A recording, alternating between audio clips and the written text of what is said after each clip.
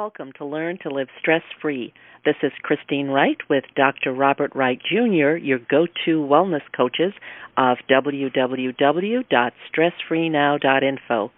Our featured guest today is Tim McChristian, speaking on the power of striving for excellence. Tim is the Executive Director of the African Leadership Foundation, which supports African Leadership Academy based in Johannesburg, South Africa. The mission of African Leadership Academy is to lead the transformation in Africa through the development and support of the next generation of ethical leaders.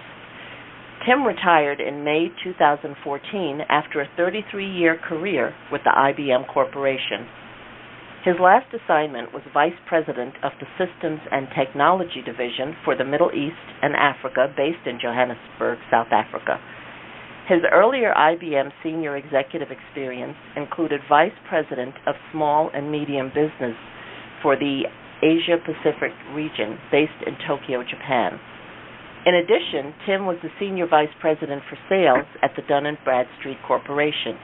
Tim served on the Board of Directors for the A Better Chance program, the Thurgood Marshall College Fund, the USC Marshall School of Business, and is a member of the Executive Leadership Council. Tim received his BS in Organizational Behavior from Yale University and his MBA in Finance from the Marshall School of Business at the University of Southern California, where he received a consortium fellowship. Audience, welcome. Tim, welcome. We're happy to have you here. Thank you so much for joining Bob and me this morning. Great. Well, thank you very much. It's a pleasure to speak with you guys. Yeah, Tim, great. And audience, you are in for a treat. We have the famous Tim McChristian with us today, and we're so glad that you could join us. So, Tim, what led you to the work that you are currently doing? Well, as Christine mentioned, I retired from IBM last May after 35 years in corporate America. But as I always tell the story, I always had kind of a parallel career being involved in non-for-profit organizations. And that was always something I kept very active, despite, actually working hard for corporations. So when I retired, I knew that was an area that I wanted to get into. But because of my most recent experience living in Africa, ideally I wanted to stay connected to the continent. And so, I think later on we're going to talk about lucky coincidences, but a lucky coincidence happened that an opportunity came up to assume this leadership position with African Leadership Foundation, which meets my requirement for running a nonprofit, also my interest in providing educational opportunities to underserved communities, and it also keeps me connected heavily to the continent of Africa. So it just has worked out perfectly. Although, as I'm finding out now, 10 months into the job, it is work when you're doing fundraising and student support, which is the mission of the foundation. Great, Tim. Can you tell our audience what key personality traits and behaviors allowed you to move up the corporate ladder at IBM? I know over the years, Tim, I've met many people from IBM who were able to last, say, 15 years, or even 20 years, and, they moved around. But to last at IBM at a senior level or 30-plus years, that is a remarkable accomplishment, especially, looking at the trajectory of IBM over the years. So you would have had to have some really unique personality traits, behaviors, and skill set that allowed you to be around and thrive for that long. So can you give our audience some idea of those traits and behaviors that allowed you to excel at such a high level? Now, I think it's like two things, and being very honest about it. The first is I call it quantitative, and that is I was in sales my entire career, and that was something that, as a former college athlete, I always liked the idea at the end of the game when they blow the whistle, you either scored more points than the other team or you haven't.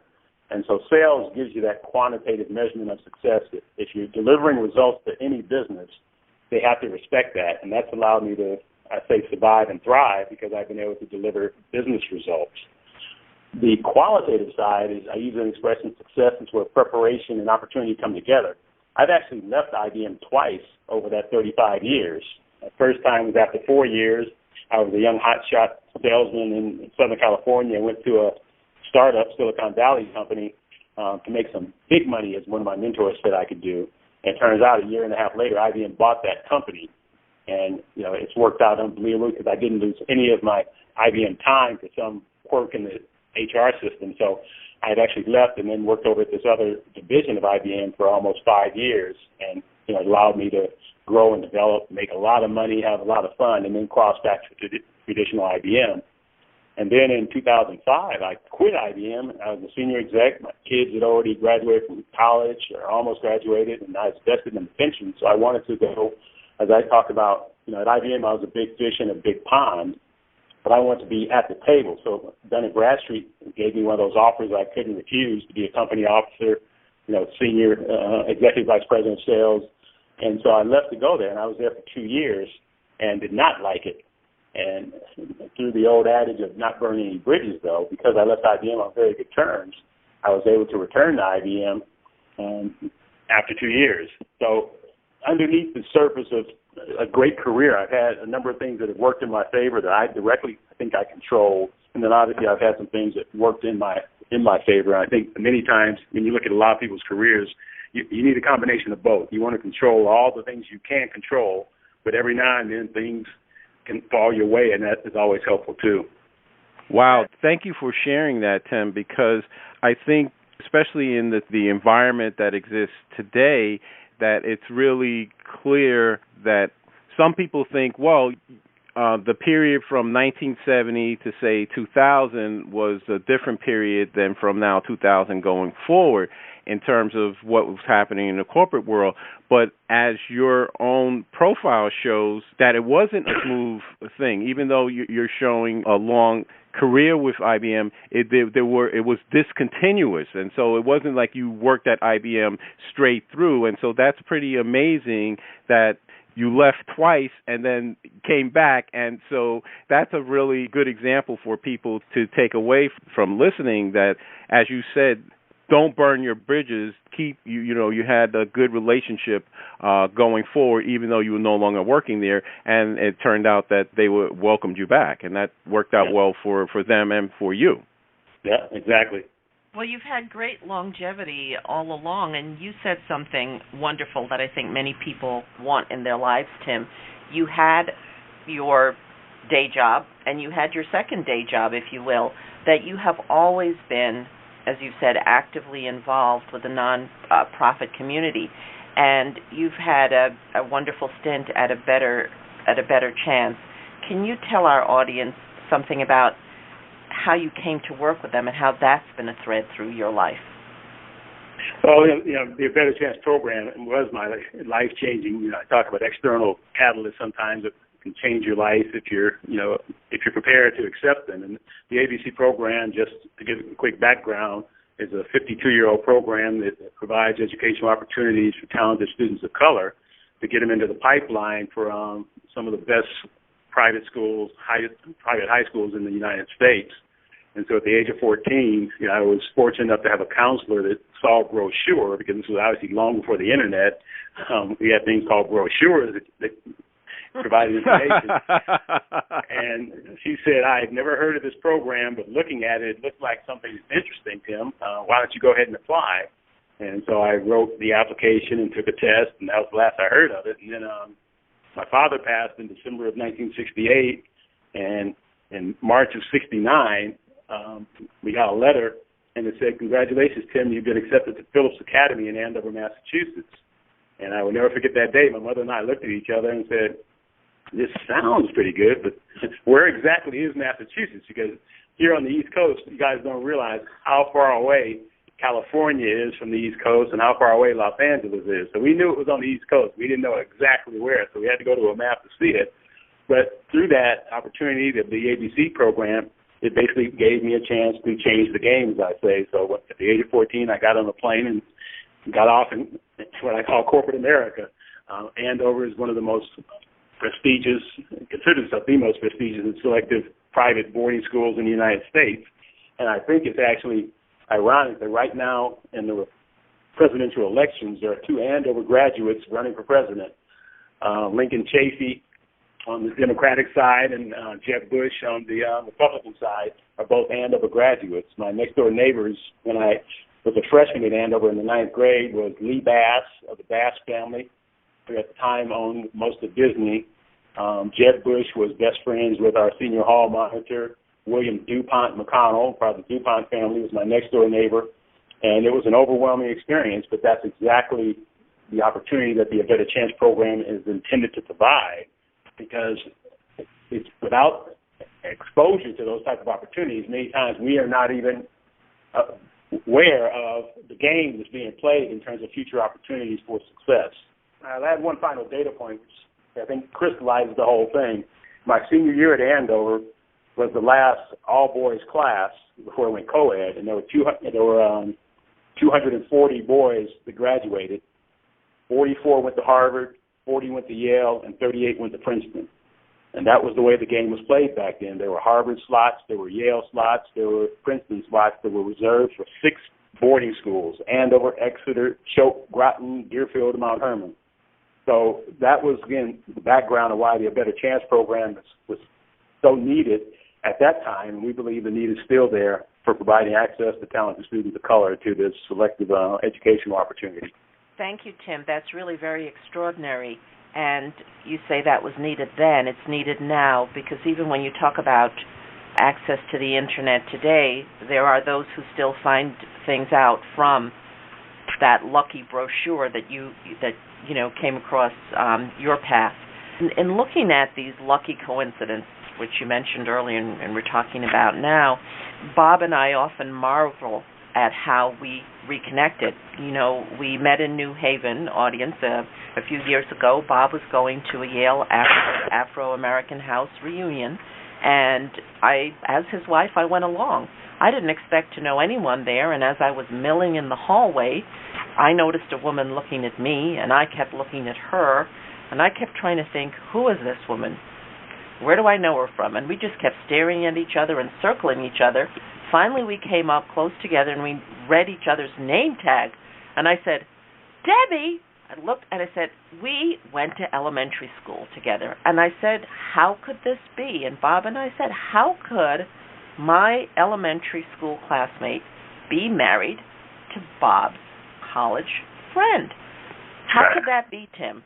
Tell us about these coincidences that happen in lifetimes. Who arranged them? I think, again, one of the things I've learned is I've been fortunate enough to travel around the world, is just literally how small the world is for those of us who've been blessed with opportunities. In fact, that you and Bob were together, and Bob was my classmate, already puts us in a very small group of A, long-term married individuals, of B, obviously Ivy League classmates, and, folks who had a chance to do relatively well, raising healthy kids, and, so, yeah, it's always amazing.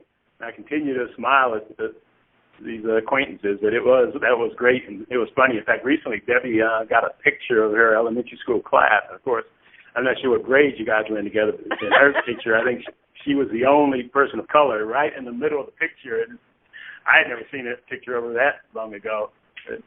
I remember that picture. I remember many times in the schoolyard from our youth. I have a few stories. I won't share them all. But, when next we're together, I can tell you everything about all right. when she was in the third grade.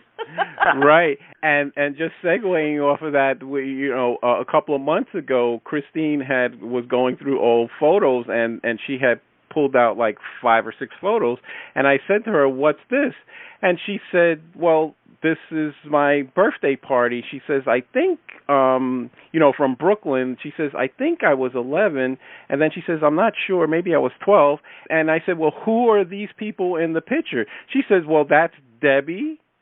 That's Debbie's sister. And the other sister." And so I said, "Well, has Debbie ever seen this photo?" She goes, "Probably not." I said, "Well, you need to make a copy." So this is what I'm saying. Bob's taking away my surprise. I will send that to you. Please. I'm sure Debbie will enjoy it. You'll see more pictures of your wife in her youth. Yes, and that's what I mean. I did not know who that was, because I obviously didn't know Christine when she was 12 years old. So in any event, so Tim, it occurs to me, I asked this before we began the call. I had asked you this question because this, for some people it may be puzzling, but of course to others it's not, because we've seen this where many people we know that when they retire, it's almost as if they ramped up. They're working harder and faster and getting greater results now that they quote unquote retired. So that's my question to you. Why didn't you just take the easy way out, and why didn't you just hang out, every day, play golf and spend time just volunteering or something like that? Why reinvent yourself almost to do another career rather than just hang out? Could you explain that to the audience? Yeah, and I see there's multiple answers to the question. The first is pragmatic, that financially, we've been blessed to have done very well over the years, and one of the benefits I joke with my kids of being old is I have a pension, which financially gives you a baseline for, income that you can at least plan around. You may not like it, but it is what it is. But we've been able to have some choices financially, and that was one of the choices, was to not do anything. But I retired relatively young, and that was before the age of 60, which says I had, from an actuarial standpoint, 30 years more to living. So I wanted to do something else. I did play a lot of golf when I first retired back in May of last year, but realistically, it was just a matter of time before the right opportunity came along for me to engage. And as I said, I had a checklist of priorities I wanted to go for, with the nonprofit, educational access, underserved communities, and connection to Africa. So when this opportunity came along, it was literally too good to pass up. It was a small world. The founders of the school, one of them went to Yale. The chairman of the board, the executive chairman of the board, both went to Yale School of Management. I had met the founders of the school when we lived in Johannesburg, so they knew me already, through another connection. So when they found out I was interested, the interview process went very quickly because it was just obviously a good match for what I was looking to do, and obviously they were interested in the skill set that I brought, because when I actually first met them, I had mentioned my background of being on the board of the ABC program, and they said, really? That's one of the programs that we benchmark against as the best practice. So they were already aware of, obviously a Better Chance program and my commitment to that. So, again, things lined up very quickly, and it's one of those coincidences that I always talk about, success being preparation and opportunity coming together, and this is, I think, another good example of it. Great, Tim. I love that answer where you're saying preparation and opportunity come together, and certainly that's something that it's not always obvious. Let me just ask you, as we begin to wind down here, one of the things that I really admired about you, Tim, is your levels of consistency and self-discipline, especially how you've been able to, over the years, to diligently stick to a regular exercise program. Most people struggle with that kind of thing. They know they need to do a regular workout, et cetera. And I know when I visited your home, and I asked you about that, and you said, well, Bob, I never stopped exercising from the time I was in college. And you said, here, look, and you had the sheets. And so that's something that I've always been very, very impressed with. So could you tell our audience how you were able to do that? Because that is something people struggle with in terms of the being consistent, disciplined to, hit the gym or get on the exercise bike or, even just go walking on a regular basis. How do you stay motivated? Well, the first part was I was still playing basketball much longer than it turns out than I should have. So I was still playing, 2 to 3 to 4 times a week up into my 40s. But then I found out that I had worn out all the cartilage in my hips, and so I had double hip replacement 11 years ago. And obviously, the thing the doctor said, and again, to show you how small the world is, my surgeon played basketball at Yale, a class of 68. So again, just a coincidence. But he also knew how important basketball was to me in terms of staying in shape and just enjoying it. And he said, hey, I said, can I play basketball again right after my surgery? He says, you can do anything you want, just don't do anything stupid. And so I obviously realized that I needed to maintain my activity. And that's why I just got the discipline of working out 4 to 5 times a week as a way to physically maintain myself. But what I also found, and this is why I was playing basketball for all those years and now working out all the time, one of the things that helps me enjoy life is managing stress. And working out, whether it's playing basketball or just exercising, is critical for me because the challenge of being in corporate America for 35 years and being the first black executive to go on an international assignment to Japan and living in Africa and all the things I've been able to do is managing the stress that goes along with that. And working out is one of those vehicles that allows me to at least control what I can control about, my work day. So I think it's something critical. And Debbie always jokes she can tell if I haven't worked out in a couple of days because I get kind of irritable. And so it's just something it works out for many reasons. It's beneficial for me, and it's something I continue to do. Well, Tim, thank you for that answer, and I'll have to share with you the new studies that have come out about nitric oxide spiking and how exercise, and specifically certain types of exercise, spike nitric oxide for healthy well-being. So I want to thank you for that answer, and thank you for being on the show today. Great. Well, thank you very much, Bob and Christina. I'm honored to be able to share my story. Thank you. We appreciate it, and we know that our audience has learned quite a great deal from listening to you.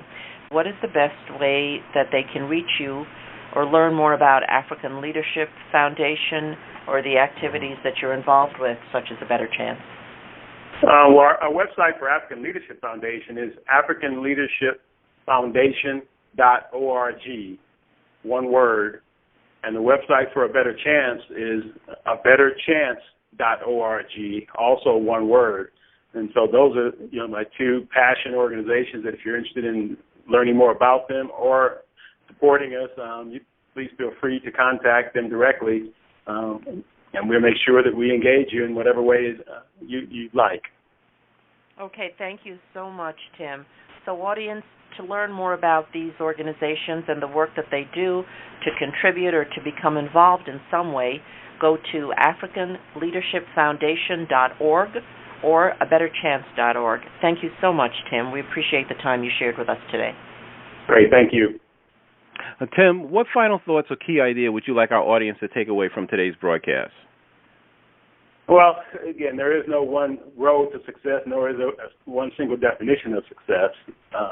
Enjoy life. I think that's one of the things that we're finding out now, Bob, is we're growing older, and we have many of our friends who are not able to share in life because of various health challenges and other challenges. So I just think this idea of pausing and enjoying life along the way, no matter where you are and what stage, is important. It's something, as I look back on, I don't think I've ever regret not doing. Great, Tim. I think that's wonderful advice. So I want to thank you for the interview today, and I want to thank our audience for listening. Wherever you are, in whatever time zone you are in, we welcome and look forward to your comments about our show. Please contact us through our website with your feedback and suggestions. Remember, listeners, if you'd like to experience the same benefits our coaching clients get with us and learn how to get control of your schedule or easy ways to dissolve your chronic pain, stress, or anxiety, feel free to call us at 954-900-2179. Mention that you heard our Stress Free Now podcast show, and your first session is absolutely free. Call today to schedule your appointment.